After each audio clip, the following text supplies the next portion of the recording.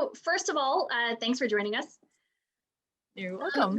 Tell me about your experience from when you first noticed that you had diminished hearing to getting the cochlear implants. Well, I failed my first, well, not failed, but started to show signs in fourth grade when I brought home my hearing test from school. And my mom was, of course, very upset because she didn't think that it was hereditary. Clearly is. I didn't get a hearing aid until I was 16. I got just a little in the ear because I was too embarrassed by it. By the time I was 22 or so, I really started to notice a drastic change. By 23, I was working at an animal hospital, holding down a dog for x-rays, and with the other girl let go of the dog before I heard the beep. And I'm like, why'd you let go? She says, well, it beeped. And that's when I knew, okay, I'm not hearing that anymore. Something's gone wrong. So I went and found out that I was indeed a candidate for the implant, and pretty much didn't have high hopes for it because I just always felt like my mom struggled really bad, even though she had it. And so I prepared myself for the worst. I went to a couple concerts. I tried to like I'm saying goodbye to my hearing. After the surgery, of course, you wait for it to heal, you go back, have it turned on. I was mortified with what I heard.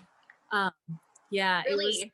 It was so, because it'd only been like 3 months since I had been able to hear a certain way that I had grown accustomed to. I very much was depending on lip reading. But it just sounded really bad. And they told me, you have to keep wearing it so that your brain will start to remember. Well, I worked at an animal hospital, and the barking dogs and just like the sound of running water, opening doors, all of that, it was really difficult. What did you think were the biggest differences in the way that things sounded after having the cochlear implant? It was very frustrating. I didn't like people laughing. I didn't want them talking to me. It was very hard to relearn everything again. But I remember my stepdad was there when it was turned on, and his was the only tolerable voice that I could handle. Everyone else was very, very squeaky and just, I don't know, it was hard.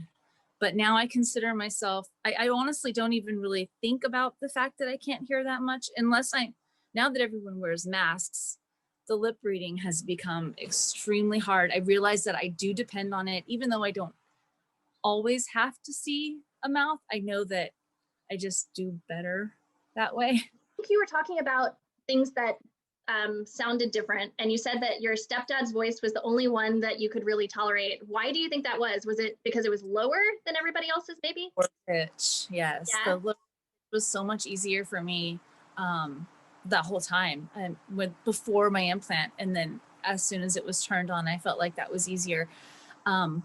But when I did my hearing test before they let me go, I was amazed, and I think the audiologist was a little bit too. I got everything right. Like, I could understand the pronunciation of words so much better. Before getting my implant, I remember the doctor coming in and saying, I'm gonna, do my own little test to see if you're a candidate.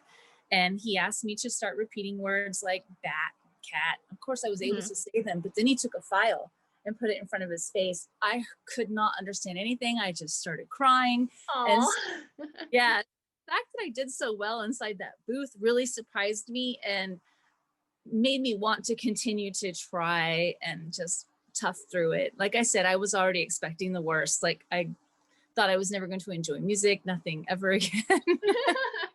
Well, yeah. Do you enjoy music now? If I know the song. I generally only listen to things from the 90s, things that my brain remembers. It sounds really good. New music sounds like really horrible noise to me. But if I could take the time to learn the song, I could probably, but I don't know that it would be how you're hearing it at all. Yeah.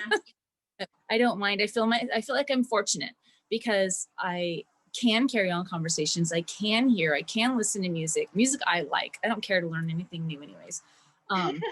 But then I also have the privilege to take it off Mm-hmm. and not do anything and let my kids be loud or my husband snore. Mm-hmm. So I'm glad that I still have that option. Yeah, it's actually kind of a superpower in some It ways. is. It absolutely is. And, you know, because I know that there's a chance it could be hereditary, I try to keep that positive spin for my kids, because Yeah. if you end up needing any kind of hearing aid or implant in the future, I want them to not be as scared as I think I was. Mm-hmm. That bad. Yeah. Do you remind me, do you have a cochlear implant in both ears or only one? I only have one. Insurance at the time would only allow for one. And I thought about getting a second one, but I feel like if I was to do that, I should have done it back then and not now. My mom's experience made it very scary for me to try to do that. My hearing aid, though, as of right now, only allows me, I feel like I just get like directional sound from it. I don't really hear anything. If this dies, I can't hear. I guess I kind of want to probe you a little bit more on how things actually sound different. So one of the things that we're using in our competition is a called a vocoder. It's like an estimate of what things sound like through a cochlear implant.